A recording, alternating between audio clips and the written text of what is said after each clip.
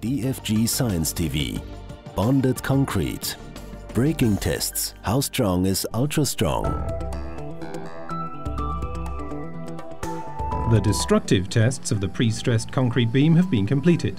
Now it's up to Sabine Rauscher's team of researchers to perform the composite beam test. They've waited 28 days until the concrete is totally hardened and has its full strength.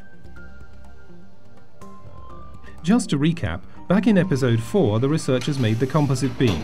The steel beams were prepared and the measuring equipment attached. The researchers prepared the formwork for the concrete slab, put the reinforcement in place and finally poured the concrete. While this was taking place, the material samples which were produced at the same time were tested. Now they're installing the completed 6-metre beam in the load frame, where it can be subjected to loads of up to 500 tons. Using the servo-hydraulic testing machine, the researchers are able to test specimens with extremely high load-bearing strength, made of high-strength and ultra-high-strength concrete, for example. Before the actual test, the researchers check everything once again very carefully to make sure that the dimensions are right and that the measuring equipment is attached properly. At last, the beam's ready for the test. Now things get exciting for Sabine's engineering research team. The beam is subjected to the load. During the test, the researchers stop the procedure repeatedly to document the crucial measurements and mark the cracks, as this is the only way that they can later determine why the beam failed. The most important measurements are the cylinder force, the deflection, and the end slip. The researchers compare these parameters with values they calculated in advance.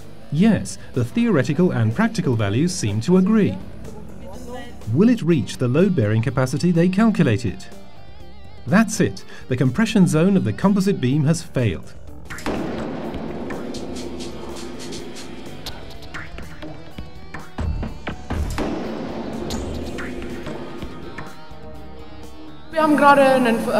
Before the test, performed finite element simulation to determine the load displacement behavior.